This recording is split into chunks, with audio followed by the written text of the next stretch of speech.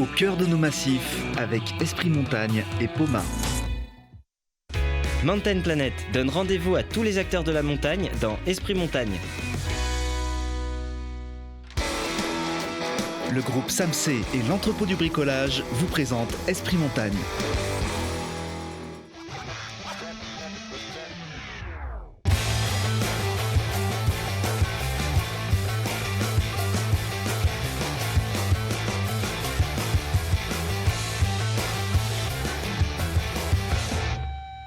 Bienvenue à tous, Esprit Montagne est de retour dans le studio de Télé Grenoble après Vaujany, Châtel, Champs-Rousse. Comment on se retrouve? Laurent Davier, bonsoir. Bonsoir. Rédacteur en chef de Ski Chrono. Ça fait du bien ces petites escapades pour vous faire découvrir du pays. Très sympa, très sympa. Et puis on revient d'une semaine de vacances dans la poudreuse à Pralognan-la-Vanoise, donc en pleine forme. Elle est là, enfin. Elle est là. Et on est bien à l'abri sur notre studio ici. Alors ça tombe sur nos massifs, mais quelles seront les conséquences de ces chutes de neige sur l'ensemble de la saison qui n'a pas été épargnée ni par les éléments et ni à présent par le risque sanitaire? C'est pour ça qu'on fait un petit peu la grimace, mais on va garder le sourire. Jean-Marc Silva, bonsoir. Bonsoir. Directeur général de France Montagne. Vincent Delettre, bonsoir. Bonsoir. Vous êtes le directeur de Isère Attractivité. Vous allez tout nous dire sur un premier bilan de cette saison qui est plutôt bon. D'ailleurs, ce bilan et surtout, quelles sont les perspectives pour les semaines à venir dans nos massifs. Et tout de suite, le bilan sportif. Il s'est passé beaucoup de choses aussi sur les pistes. C'est le grand angle.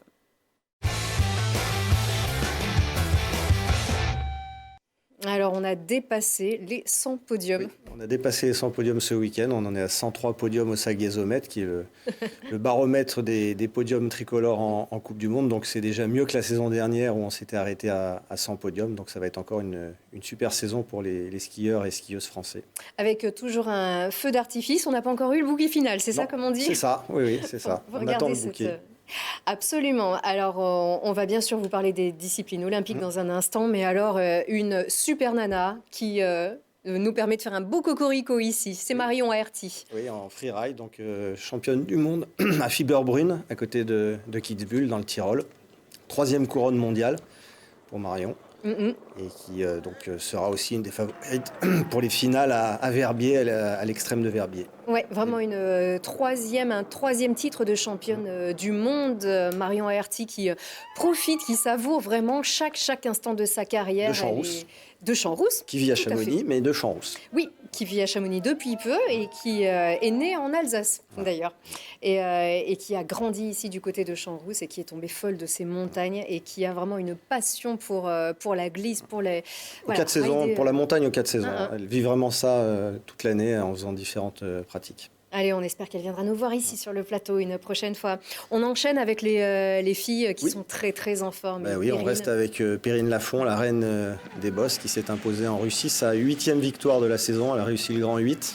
Et donc elle est déjà... 8 sur 10, hein. Elle a déjà le globe de cristal de la discipline en bosse. Et elle aura aussi le gros globe de cristal de freestyle, puisqu'elle a les meilleurs résultats de toutes les disciplines. Donc elle a vraiment dominé la saison. Elle enchaîne les globes, elle enchaîne les victoires. Incroyable championne que Perrine Lafont, vraiment. Et puis toujours ce sourire presque innocent. Quand on gagne, on a souvent le sourire, c'est normal. Mais sauf que là, c'est par exemple avec ce saut, cette figure-là qu'on voit, à quel point gagner, ça se mérite. Il y a beaucoup de talent, mais aussi énormément de travail. Pour Perrine Lafont, on enchaîne avec le ski alpin, c'est parti. Oui, alors on arrive dans le money time, puisque la saison est en train de s'achever. Ça a été une saison un peu atypique avec des annulations, pas assez de neige, trop de neige. Et maintenant, le coronavirus qui s'invite et qui fait que la Fédération internationale de ski a été obligée d'annuler les finales à Cortina d'Ampezzo qui devaient avoir lieu du 15 au 22 mars. Donc du coup, la saison va se terminer le prochain week-end à Kranjska-Gora. Et là, on a un Français qui était en position de chasseur pour remporter le gros globe de cristal aux dépens de Kiel 2, qui est actuellement le Norvégien en tête. Alors Alexis Pinturo, une sacrée performance, puisque le dernier vainqueur du gros globe de cristal, c'était Luc Alphand en 97. Et avant Luc Alphand, c'était Jean-Claude Killy en 1967 et 68 qui avait remporté le classement général pour le lancement de la Coupe du Monde en 67 et donc en 68 la deuxième année. Donc c'est ça pas replace arrivé vraiment sa performance. Voilà, s'il arrivait avec des bons résultats à Kranjska-Gora à reprendre la tête et à s'imposer, ça serait vraiment la performance de l'année, je pense, dans le domaine du ski. Oui, il a vraiment les épaules cette année. Oui, enfin, il a eu plusieurs jokers qu'il a grillés, mais ça reste quand même le skieur qui a gagné le plus de Coupes du Monde cette année, déjà 6. Donc voilà, et là il termine par 2 épreuves géant et slalom qui sont ses épreuves de prédilection, donc on va croiser les doigts pour que le skieur de Courchevel succède à Lucho Alphand. On l'avait annoncé de toute façon, c'était vraiment sa saison après le retrait de Marcel Hirscher. Oui, après il faut le faire, c'est toujours pareil. On sait que c'est un très grand skieur, il était 2e l'année dernière, mais après il faut y aller. Et on a vu que c'était pas si simple que ça parce que derrière la concurrence pousse, il y a beaucoup d'aléas. Il a été malade aussi au moment de Noël, il y a des annulations, donc c'est pas gravé dans le marbre. Clément Noël va pas mal aussi. Oui, il est aussi à la lutte pour le petit globe de cristal du slalom. Il a 2 points de retard sur le Norvégien Kristoffersen. Tout va se jouer pareil en Slovénie. Donc voilà, on pourrait avoir une autre bonne nouvelle pour le ski français, pour le ski alpin français. Oui, parce que du côté des filles, c'est plus compliqué. C'est un peu plus compliqué. C'est un peu plus compliqué, mais bon, voilà. On regarde déjà les garçons et puis les filles, ça commence à pousser. On a Clara Direz, on a des petites jeunes, Tiffany Roman Miradoli, Tiffany Gauthier, pareil. Donc il faut être patient. Absolument. Allez, le biathlon qui a de plus en plus la cote. Voilà, qui performe toujours. Les Français ont encore fait des podiums, même si Johannes Beu est revenu et qu'il est en pleine forme puisqu'il a encore fait carton plein en matière de victoire et que virtuellement il est en tête du général, mais Martin n'est pas loin. Quentin Fillon-Maillet non plus, donc ça va être un mano à mano jusqu'au final qui auront lieu, pareil, entre le 18 et le 22 mars à Oslo, donc en Norvège. Sous les yeux du roi de Norvège, comme d'habitude. Donc ça sera un sacré bouquet final. Et puis on a Émilien Jacquelin qui a fait dimanche 2e donc dans la mass start et qui est toujours en tête pour le globe de poursuite. On peut comprendre un petit peu mieux d'ailleurs ce qui s'est exactement passé et cette contre-performance globale de l'équipe de France, à l'exception d'Émilien qui est à il y a eu un petit problème de fartage. Les techniciens se sont plantés, ça arrive. Ils l'ont reconnu d'ailleurs tout de suite. Donc dans le fartage, et on s'aperçoit que le matériel est très important dans ces disciplines de glisse. Et si vous vous trompez comme ça, vous galérez toute la course et il n'y a rien à faire. Donc voilà, ils ont été plutôt très bons tout l'hiver. Et là, visiblement, dimanche, il y a eu un petit problème de compréhension de la neige. Ça arrive. Voilà. Après, c'est... Oui, mais on entend, ah oui, mais Émilien n'a pas les mêmes skis que nous. Ah Émilien, oui, après il y a des choix. Respecter sa performance. Oui. Après il y a des petits choix personnels. Après voilà, on a vu que Quentin Fillon-Maillet et Martin Fourcade, ils étaient collés à la neige et qu'en dépit de tous leurs efforts, ils pouvaient pas. À chaque fois, ils reprenaient des secondes dans la tête. Voilà. Ce qui reflétait pas le niveau qu'ils avaient eu vendredi et samedi sur les skis. Et Antonin Guigona, 20 sur 20 voilà, aussi. Voilà. Ouais, donc après, on est dans un sport où le matériel est très important. On l'oublie parfois un peu. C'est un sport diabolique. La météo compte, le matériel, la forme du skieur, la technique. Donc ça fait beaucoup de paramètres. C'est un sport diabolique. Le public, il n'y en avait pas. Là, il n'y en avait pas puisqu'on était à huis clos pour cause de coronavirus. Absolument. Voilà. Et on va revenir aussi sur ces dernières semaines du biathlon qui décidément devient de plus en plus populaire, de plus en plus suivi. Et nous, on est aussi de plus en plus chauvin ici à Grenoble pour Émilien. C'est le focus de la semaine.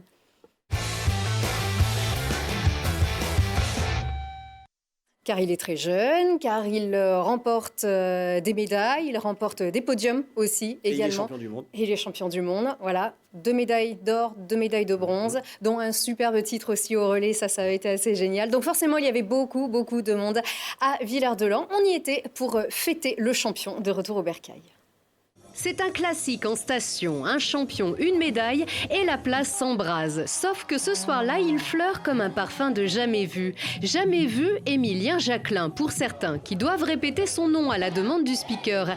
Il faut dire qu'en début de saison, personne n'aurait imaginé ce tout jeune biathlète de Villard-de-Lans rentrer des championnats du monde avec 2 titres et 2 médailles de bronze, pas même sa maman. On connaissait son potentiel, on se disait toujours il va nous faire quelque chose, Émilien, peut-être pas cette année, mais dans les années à venir.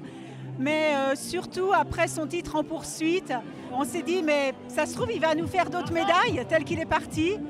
Et si ça se trouve, avec un panache jamais vu, Émilien signe son ascension fulgurante d'un trait de caractère inédit. Un tir bien à lui, une vélocité et surtout une gestion de course au culot, à la manière du cycliste qu'il fut. Oui, du jamais vu dans le biathlon, mais un Émilien familier pour ses anciens coéquipiers.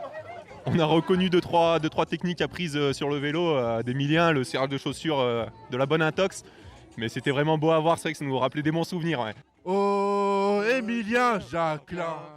Du jamais vu, enfin ici à Villars, déjà en ébullition quand Carole Montillet ou Raphaël Poiré, le pionnier du biathlon, célébraient leur titre. Mais depuis 19 ans et depuis le stratosphérique Martin Fourcade, le biathlon est bel et bien entré dans une autre dimension. Ça fait quelques années déjà que je suis les biathlètes, Martin Fourcade et puis tous les jeunes qui ont pris le pas derrière lui. Moi je suis une fan du biathlon, voilà, j'ai découvert ce sport il y a quelques années. Si j'étais plus jeune, j'en ferais d'ailleurs. Alors on vient de loin pour applaudir Émilien qui lui-même n'en revient pas.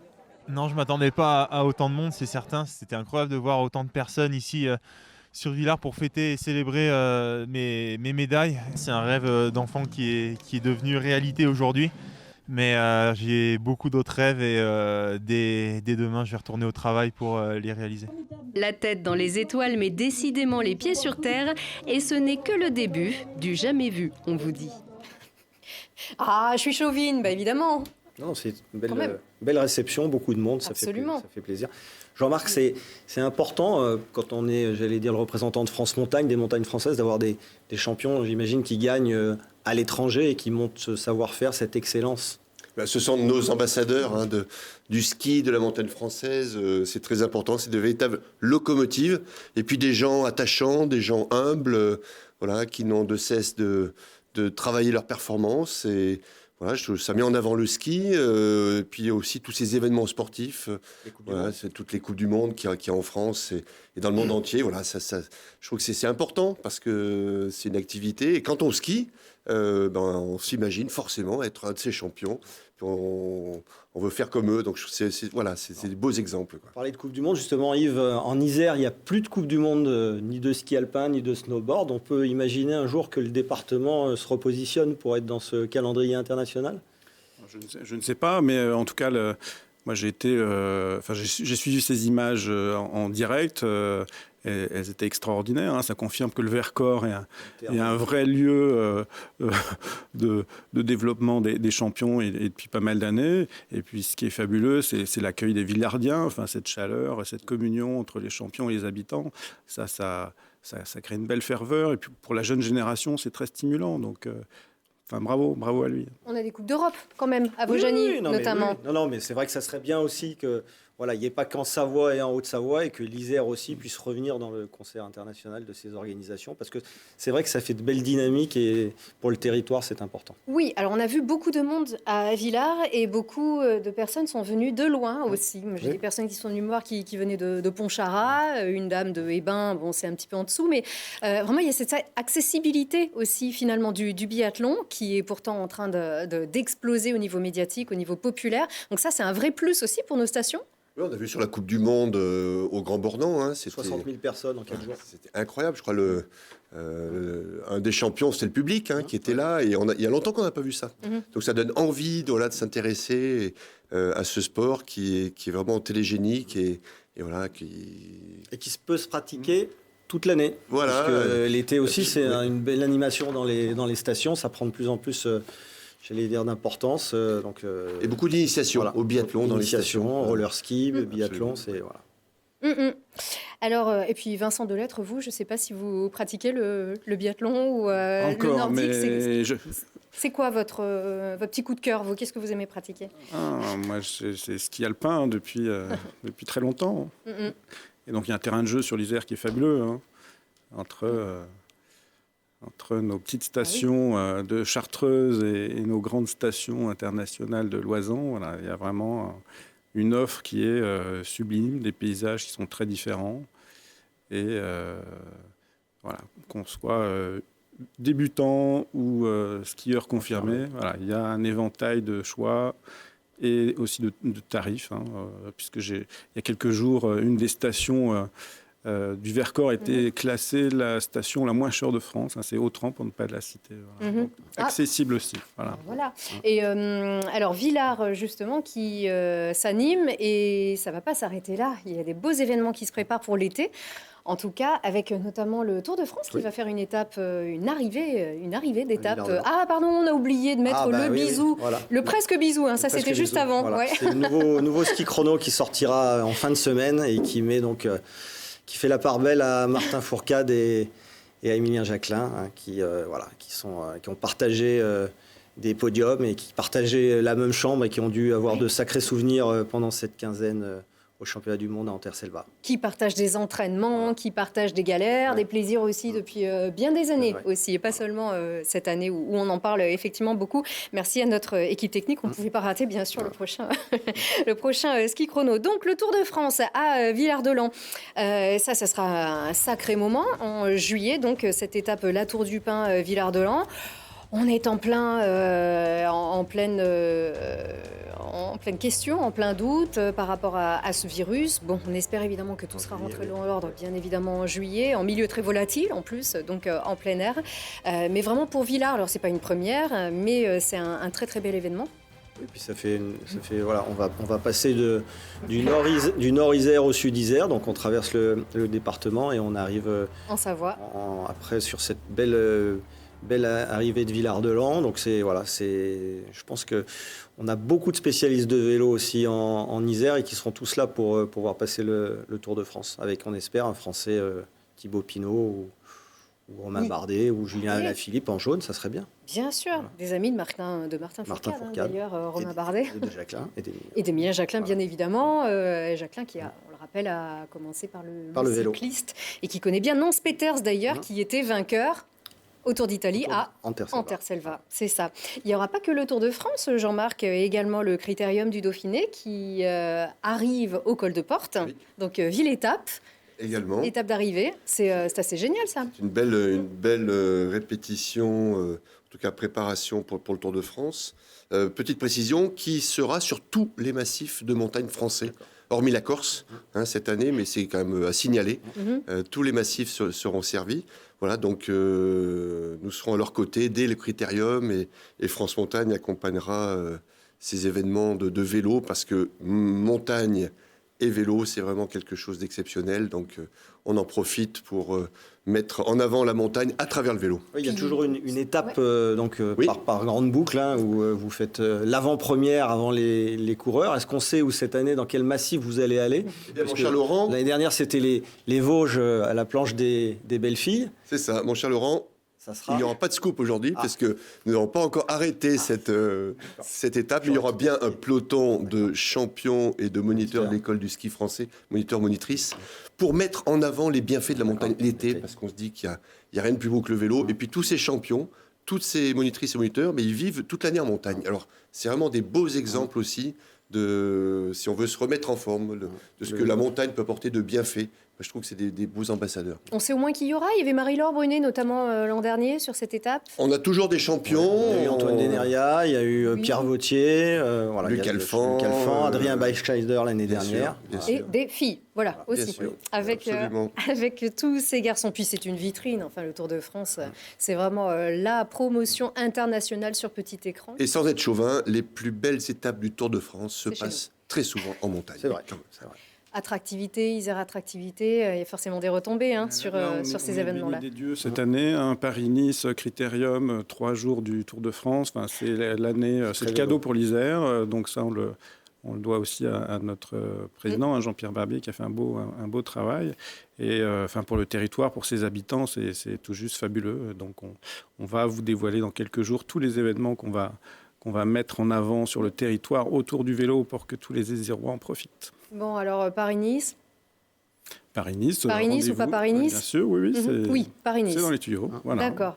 Parce que c'est le gros pépin du moment pour tout le monde. De toute façon, tous les secteurs économiques sont concernés par l'arrivée ici sur notre territoire du coronavirus Covid-19 et notamment alors les premières annulations qui sont tombées il y a quelques jours. Donc le festival Electro Tomorrowland est annulé à l'Alpe d'Huez. Alors parmi les événements connus, Rock de piste aux Portes du Soleil, le festival Snowbox à Avoria. Alors l'événement caritatif qui nous tient à cœur aussi, Glisse en cœur au Grand Bornand, qui est annulé, un événement au bénéfice de la recherche pour la mucoviscidose, et puis la Pierramenta aussi, oui, qui devait avoir lieu cette semaine. Et pour quelle raison? Avec beaucoup d'Italiens dans les rangs? Oui, il y a beaucoup d'Italiens dans les participants, et puis le samedi, l'étape du Grand Mont, c'est aussi une étape où il y a des centaines de personnes qui se réunissent sur le même sommet, donc voilà, après... il y a aussi ce qu'on appelle le principe de précaution qui a fait que les organisateurs ont préféré annuler.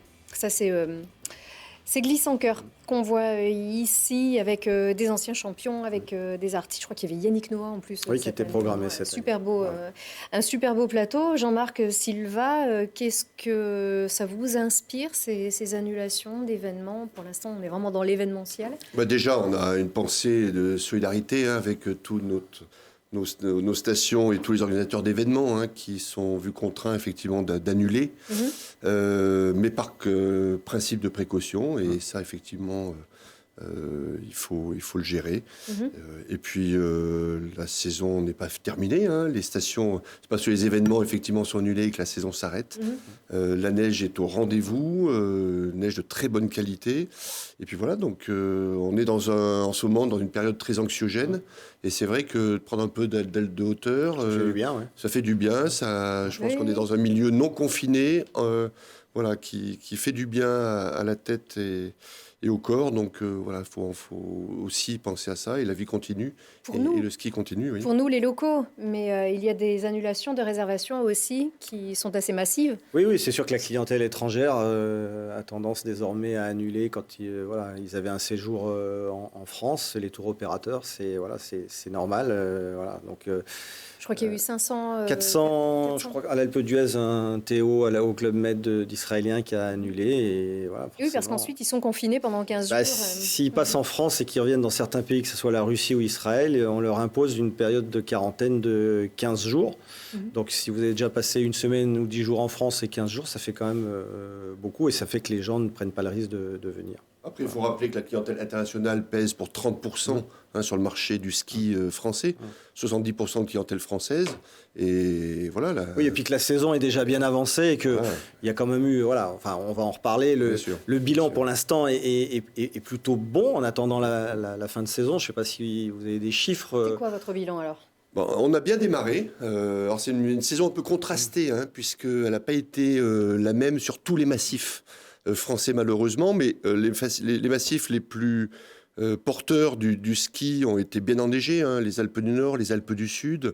Ça a été plus mitigé sur les Pyrénées, plus compliqué sur Massif Central, Jura et les Vosges. La neige n'était pas forcément au rendez-vous. Par contre, 85% du ski français était au rendez-vous. Et ça, on a dans de bonnes conditions, avec des vacances un peu particulières, puisque le calendrier, ça arrive de temps en temps, fait qu'il y a une très forte concentration sur les 2 semaines du milieu. Et par exemple, la dernière semaine, il n'y avait que la zone A en vacances et quasiment pas de clientèle internationale. Alors ça arrive de temps en temps, mais ce qui fait que, en termes de fréquentation, ça a baissé malgré un très bon enneigement. Parce que là, il y a des bonnes conditions. Et c'est pas fini. Actuellement, depuis fin février, début mars, mais début janvier, ça a été beaucoup plus compliqué. Mi-janvier également, avec un mois de janvier le plus chaud. On a eu un phénomène un peu particulier, c'est qu'à chaque fois que nous avons eu des chutes de neige, systématiquement, il y a eu un redout derrière. Alors c'est vrai que pour les stations d'altitude, ça a un peu impacté, puisque... la neige était bien présente. Sur des stations de plus basse altitude, c'est vrai que ça a eu un réel effet. Donc ça fait un peu yo-yo, mais après le savoir-faire des professionnels de la montagne a fait le reste. C'est-à-dire que nos clients ont passé de bonnes vacances. Ça, c'est un vrai savoir-faire, parce qu'il y a le ski, mais il n'y a pas que le ski, il y a tout ce qu'on s'est proposé autour pour favoriser de belles vacances à la montagne. Et puis les domaines skiables qui sont aussi équipés en neige de culture, pour sécuriser. Donc plus toutes les activités, toutes les animations, tout ce qu'on peut proposer à la clientèle. Voilà, je crois que ce qui compte aussi, il n'y a pas que les chiffres, il y a aussi la satisfaction de la clientèle qui est importante. Et elle était, pour les 2 semaines du milieu, très nombreuses. Je pense que certaines stations vont battre des records. Ouais. Justement, Vincent, en Isère, vous avez quelques chiffres à nous annoncer sur cet hiver ? Oui, donc dans la veine de ce que vient de dire Jean-Marc, une saison qu'on peut découper en 3. Donc première partie, les vacances de fin d'année qui ont été vraiment excellentes pour les stations iséroises, plus 9% de taux d'occupation par rapport aux 4 dernières années. Donc ça vous positionne le niveau d'activité. 45 000 passagers à l'aéroport de Grenoble, c'est une des meilleures fréquentations pour cette époque-là, donc très très bonne fin d'année. Janvier, un petit peu plus contrasté, plus 2% de taux d'occupation par rapport aux 4 dernières années. Et puis une très plus bonne... 2 en janvier. Plus 2 en janvier. Là encore, une belle performance de l'aéroport de Grenoble, plus 14%, et avec une clientèle britannique qui était très importante. Et c'est vrai qu'on se posait des questions par rapport au contexte du Brexit. On a fait un gros travail, notamment avec Jean-Marc, sur le marché britannique, qui, a priori, a porté ses fruits. Donc, les Anglais ont été très nombreux sur nos stations. Il n'y a pas d'effet Brexit pour l'instant? Non, pas cette année. On verra dans les années à venir. Mais là, cette année, ils ont été fidèles au rendez-vous. Et puis, février, on devrait s'en sortir à peu près avec plus 2% de taux d'occupation, avec sur les 4 semaines vraiment des différences entre les 2 premières semaines centrales qui ont été archi complètes sur toutes les stations, la première un peu plus contrastée, la dernière un peu plus faible. Et ce bilan, bien sûr, il est global, il est assez disparate entre nos grandes stations Deux Alpes, Huez, Settelo, Vaujany, Champs-Rousse, qui ont fait vraiment des fréquentations excellentes, et un peu plus compliqué sur la Chartreuse et le plateau du Vercors, effectivement, qui ont dû gérer des niveaux d'enneigement qui étaient assez faibles. Ceci étant, selon certaines stations, des visiteurs quand même présents, et qui ont trouvé à s'occuper grâce effectivement à diversification de l'activité que proposent les stations maintenant depuis pas mal d'années. Donc on est globalement satisfait d'une façon générale, mais il y a encore un mois devant nous, un mois avec effectivement un niveau d'enneigement qui est extraordinaire. Et qui devrait... on a en Isère 65% de la clientèle qui est régionale, Auvergne-Rhône-Alpes, donc ça, c'est aussi une force. Donc c'est une clientèle qui est à proximité, qui réagit vite. Quand les conditions météo et d'enneigement sont bonnes, elle est présente. Et là, on voit ces images ici qui doivent donner un petit peu des envies, générer des envies, parce qu'on rappelle que le contexte est quand même un petit peu difficile, mais les conditions de neige sont merveilleuses. Et on n'a pas plus de risques dans les bulles que dans un bus, voire il y en a même moins. Ou dans le métro, oui. Alors pas chez nous, mais est-ce que c'est un petit peu ça votre message, justement ? C'est les mesures de précaution, elles s'imposent partout, de toute façon, et il n'y a pas plus de risques qu'ailleurs ? Oui, on est bien sûr à l'écoute et vigilant sur les recommandations de l'ARS. Effectivement, les stations offrent cette chance inouïe d'être dans des espaces extraordinaires, de façon presque isolée parfois. Donc, ce sont des lieux magiques pour se ressourcer, s'isoler. Donc, bienvenue. Justement, pour la fin de saison, France Montagne lance son opération le Printemps du ski. Quelle est la nouveauté de cette édition, Jean-Marc ? Alors, un Printemps du ski 2020 avec un produit d'appel spécial pour les débutants. Il est important de renouveler la clientèle, de recruter de nouveaux skieurs. Des adultes, par exemple ? Pas que, d'accord. Je crois que c'est important. Ce qui est fabuleux avec le ski, c'est que c'est le sport d'une vie. Donc, à un moment donné, il faut tout faire pour que la personne tombe dedans, une fois. C'était le thème de votre petit clip aussi de la saison. Oui, avec ma première année à la montagne, de Sébastien Montaz, studio. Et là, nous avons cette année une offre unique, je tiens à le souligner, parce que c'est avec nos partenaires des écoles du ski français, les magasins de sport, Union Sport et Cycle et les domaines skiables de France, nous avons réussi à faire une offre vraiment particulière pour un pack skieur acheté. Le pack débutant adulte est offert sur les forfaits de ski, sur les cours collectifs et sur le prêt de matériel. Donc c'est-à-dire que si autour de vous, vous connaissez quelqu'un qui ne sait pas skier, et que vous avez prévu d'aller en vacances, c'est le moment de l'inviter. C'est à partir du 20 mars. Voilà, il y a une trentaine de stations en France sur quasiment tous les massifs qui sont partenaires de cette opération. Et comment ça marche alors ? Comment on peut en bénéficier de cette offre ? Vous avez un site Montagne. Voilà, c'est un site dédié qui s'appelle leprintemps-du-ski.com ou skiingintospring.com, et vous avez cette offre unique qui va vous préciser la liste des stations où vous pouvez bénéficier de cette offre unique. Et puis ensuite, c'est l'Office du tourisme qui va vous guider. Donc c'est intéressant parce que l'année prochaine, la personne que vous allez inviter, vous serez une tribu de skieurs. C'est-à-dire là, aujourd'hui, vous ne pouviez pas skier avec cette personne, mais demain, ça va pouvoir se faire grâce à ce genre d'opération. Donc c'est important. Et le printemps se présente plutôt bien. Aujourd'hui, on a des chiffres encourageants sur cette saison, qui est une saison à part entière. Alors, un forfait acheté, un forfait offert pour un débutant. Oui. Mais comment on prouve qu'il est débutant? Je veux dire, moi, si je veux y aller, je peux skier comme un pied. Qui est la meilleure personne pour savoir si vous êtes débutant ou pas? C'est le moniteur de ski. D'accord. Voilà. Donc, on ne peut pas simuler un... C'est lui qui va... C'est lui l'arbitre, c'est lui qui va vous remettre le sésame. En fait, on invite les gens à rejoindre les groupes de débutants et c'est le moniteur qui remet le pack parce qu'il lui voit tout de suite si c'est un vrai débutant ou pas. Mais ce sont les premiers pas, vraiment, c'est-à-dire vraiment les débuts sur... On a fait des tests l'année dernière et effectivement on a incité des skieurs à inviter des non-skieurs et c'est vrai que les réactions étaient étonnantes parce que vous savez, c'est comme deux personnes qui ne savent pas nager, ils ne savent pas bien où se trouve la piscine. Et il faut savoir, à un moment donné, parrainer les non-skieurs. Et je crois que c'est notre rôle, à nous tous, nous skieurs, d'aller chercher dans notre environnement des gens qui ne savent pas skier et puis profiter de ce genre d'opération parce que c'est un vrai engagement, un véritable engagement. C'est une belle offre que la montagne française et ses acteurs sont mobilisés pour la mettre en application. Donc voilà. Je crois qu'il faut la relayer. J'ai une petite question, ça marche aussi pour le nordique? Ça marche sur toutes les activités de ski que vous ne pratiquez pas. C'est-à-dire que si vous êtes skieur alpin, vous voulez vous initier au snowboard, ça fonctionne. Si vous voulez vous initier au nordique, ça fonctionne. S'il y a des moniteurs de ski nordique. Voilà, absolument. Vous voulez vous initier au télémarque. C'est toutes les glisses, en fait. Si vous êtes débutant dans une glisse, à ce moment-là, on va vous initier.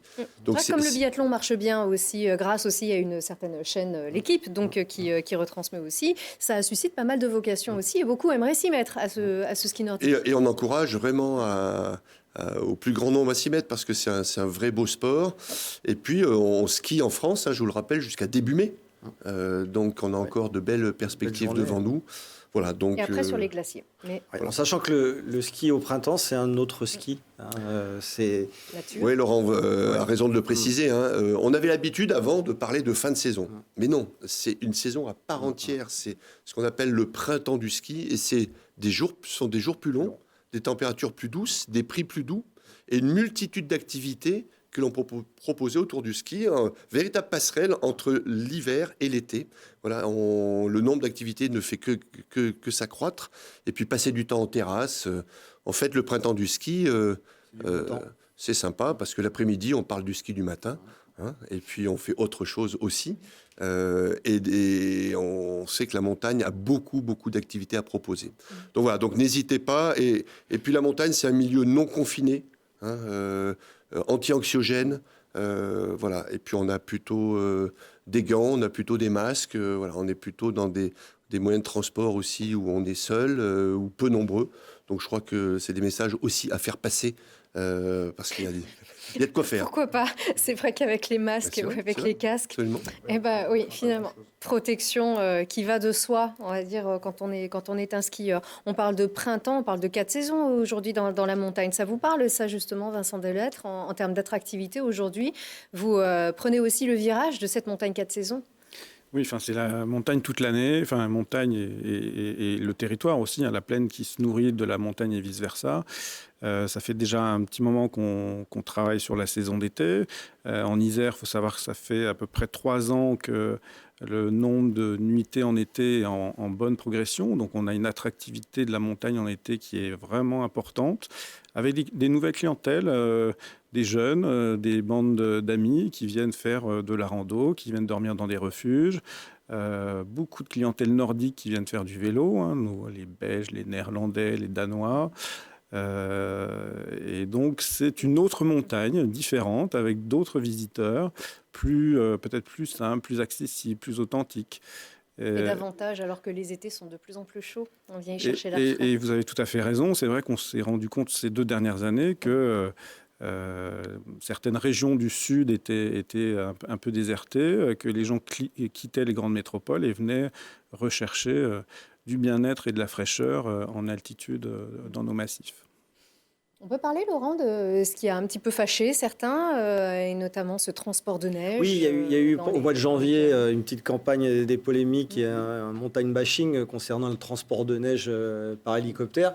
Et je voulais savoir, Jean-Marc, en tant que directeur de France Montagne, à Bagnères-de-Luchon, comment vous observez ça et comment vous vous positionnez par rapport à ce genre de... On a bien compris que l'enneigement était un enjeu. Là, on est allé un petit peu plus loin dans un contexte très sensible. Oui. Est-ce que de temps en temps, on ne va pas trop loin? Est-ce que justement, on voit bien qu'on est en pleine campagne électorale et que les gens sont de plus en plus attentifs à cet environnement, au développement durable? Il y a des choses qu'on ne peut plus faire. Oui, je crois que l'image est importante. Alors, si ça a été fait, c'est pour des bonnes raisons et des raisons économiques et sociales. Ce sont des emplois qui sont à la clé, de la neige qui est en haut, qui manque en bas. Voilà, donc des décisions qui ont été prises. Mais bon, globalement, c'est pas quelque chose qui est recommandable. Faut faire attention à ça. Maintenant, ça a été fait, on le comprend, pourquoi ça a été fait. Mais ça s'intègre dans une démarche globale aussi, c'est-à-dire il y a ce fait qui est isolé et qui à un moment donné c'était presque la force majeure. Parce qu'il y a des emplois à la clé. C'est pas pour, c'est pas faire l'hélico pour faire l'hélico, c'est qu'il y a une vraie raison derrière. Mais au demeurant des vraies actions pour limiter l'empreinte carbone. Et il faut savoir que les acteurs de la montagne française ont déclaré leur mobilisation sur la protection de l'environnement, tous ensemble le 7 novembre, et en faire leur priorité. Nous vivons en montagne toute l'année, nous y travaillons, nous y élevons nos enfants, nos familles. C'est un territoire qui nous est cher et qu'on veut transmettre, et qui est fragile.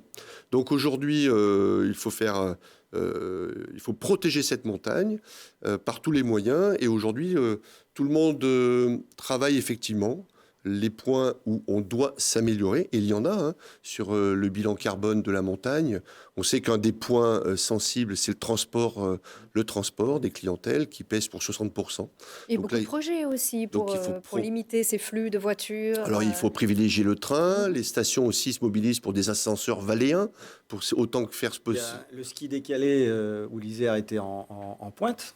Avec ses arrivées, j'allais dire, tout le monde n'arrivait pas le samedi, ça c'est des choses. Et on continue sur l'élaboration de courts séjours d'une nuit ou deux nuits. On le voit dans les stations, alors à part sur le février, mais de plus en plus de gens qui nous demandent je veux passer 3 jours en station, pas une semaine. Il faut qu'on soit en capacité aussi de répondre à ça. Ça, c'est une nouvelle tendance.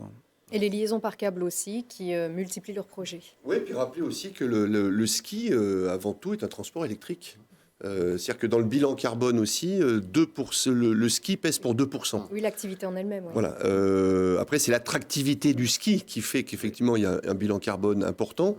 Et 30% de ce bilan carbone provient de l'énergie nécessaire pour les stations et les établissements, les hébergements.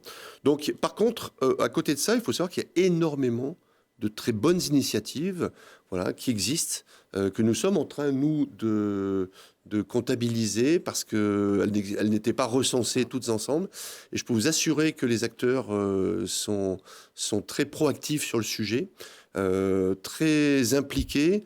Et voilà, donc il y a vraiment du travail. On est sur ce sujet mobilisé parce qu'on veut que cette montagne, elle soit durable et que l'activité de montagne puisse être partagée et très longtemps. Voilà. C'est le premier témoin, en plus. Ben voilà, là-haut, on est sur place. Si on prend l'exemple en Isère de Champs-Rousse, qui est labellisé Flocon Vert, c'est un label qui est très, très exigeant. Ça fait quelques années que Champs-Rousse est engagé là-dedans, donc là aussi, démarche vertueuse. Absolument. On vous fait confiance. Là-dessus, on sait que vous y êtes très impliqué. Laurent, j'avais une petite question. Les chronos d'or, ça va les aller, chronos d'or, on va attendre... Parce que c'est en avril. Oui, c'est le 7 avril. On va attendre les dispositions de la préfecture de Haute-Savoie pour savoir si on peut réunir les champions et fêter et célébrer les succès de l'hiver, mais on s'adaptera. Les Oscars du cirque blanc, Made in Ski Chrono et ses partenaires, c'est vrai que c'est un événement qu'on attend chaque année et on espère qu'il pourra se maintenir. Avril, ça risque aussi d'être un pic, un pic épidémique qu'on ne souhaite pas, évidemment, si chacun respecte, bien sûr, les mesures, recommandations de l'ARS. Merci beaucoup, messieurs, d'être venus nous redonner cette petite pointe d'optimisme sur nos massifs. Profitez du printemps du ski. Voilà. Absolument. Laurent, on se retrouve très vite ici dans ce studio et partout ailleurs dans nos massifs. Merci à vous. Merci.